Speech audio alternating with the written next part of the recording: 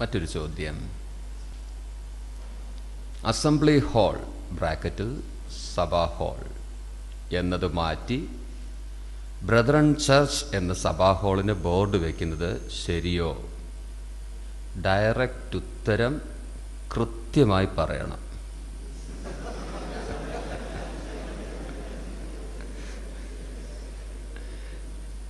ഇത് ഞാൻ വായിച്ചപ്പോൾ യഹൂദന്മാർ കർത്താവിനോട് ചോദിച്ച ചോദ്യമാണ് എൻ്റെ മനസ്സിൽ വന്നത്.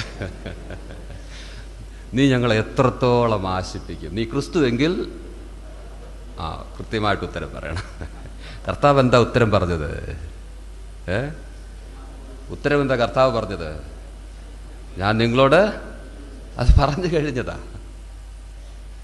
അത് തന്നെ ഇതിൻ്റെ മുത്തുള്ള ഉത്തരം. ആരംഭത്തൊട്ട് ഞാൻ പറയുന്നത് അതിനുത്തരം. ഞാൻ ഓർപ്പിച്ചു, ചർച്ച് എന്നുള്ള വാക്കിൻ്റെ അർത്ഥം ഗ്രീക്ക് വാക്കിൽ നിന്നൊക്കെ നോക്കിയാൽ കാണാൻ സാധിക്കുന്നത് കർത്താവിൻ്റെതെന്ന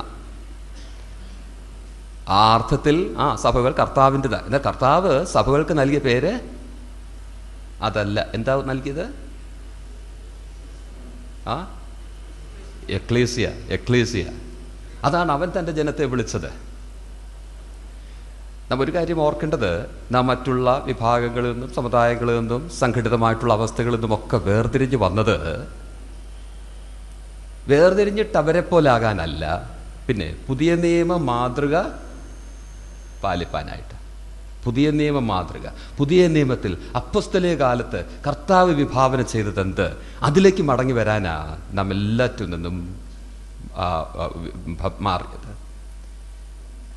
എന്നാൽ നാം ഇപ്പോൾ ചെയ്യുന്നത് എന്ത് വിട്ടുവോ അതിൽ നിന്നൊക്കെ മടങ്ങിപ്പോകുന്നത് പോലെ ഒരു തോന്നലാണ് ഈ കാര്യങ്ങളിൽ കാണാൻ സാധിക്കുന്നത്. സഭാ ഹാളിൻ്റെ മുമ്പിൽ ബ്രദറൻ ചർച്ച് എന്നെഴുതുന്നത് തെറ്റായിട്ടുള്ള ഒരു പ്രയോഗം തന്നെയാണ്. കാരണം നാം ഓർക്കയുണ്ടായി, ബിൽഡിംഗ് അല്ല സഭ. ബിൽഡിംഗ് അല്ല സഭ, കൂട്ടമാണ് സഭ. കൂട്ടമാണ് സഭ. ഞാൻ ഡയറക്റ്റ് കൃത്യമായ ഉത്തരം പറഞ്ഞു എന്ന് വിചാരിക്കുന്നു. അതോ വീണ്ടും പറയണമോ? അതുപോലെ തിരുവചന സത്യങ്ങളിലേക്ക് മടങ്ങി വരുവാൻ, അല്ലെങ്കിൽ വേദപുസ്തകത്തിൽ കർത്താവ് നൽകിയ അല്ലെങ്കിൽ അപ്പോസ്തലന്മാർ പാലിച്ച ആ കൃത്യത്തിലേക്ക് മടങ്ങി വരണമെങ്കിൽ അത് എക്ലീസിയ തന്നെയാണ്, സഭ തന്നെയാണ്. ഹാള് സഭയല്ല, അത് സഭാ ഹാള് തന്നെയാണ്.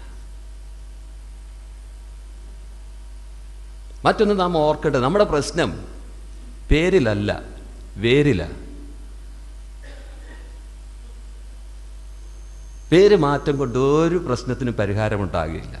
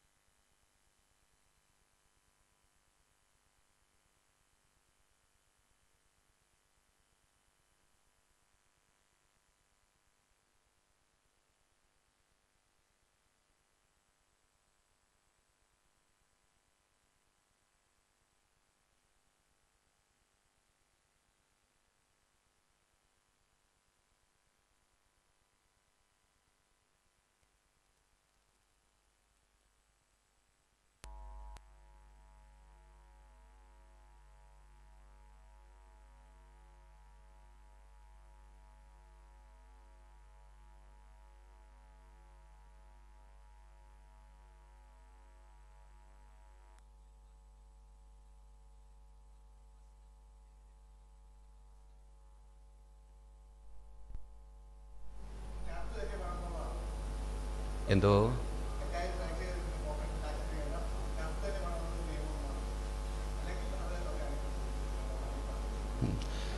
നമ്മുടെ പ്രശ്നം ദൈവവചനവും ലോകത്തിൻ്റെ നിയമവും തമ്മിൽ ഒന്നിച്ച് നമ്മുടെ മുമ്പിൽ വരുമ്പോൾ ലോകത്തിൻ്റെ നിയമത്തെ നാം പാലിക്കണമോ ദൈവത്തിൻ്റെ വചനത്തെ നാം പാലിക്കണമോ എന്നുള്ളതായിരിക്കും ചോദ്യം.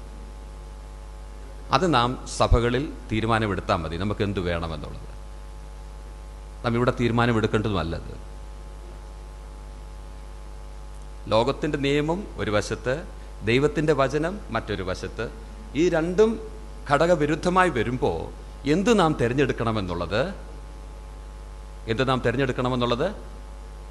നാം തീരുമാനിക്കണം. ഈ പറഞ്ഞതിന് ഞാൻ ഉത്തരമായ ഒരു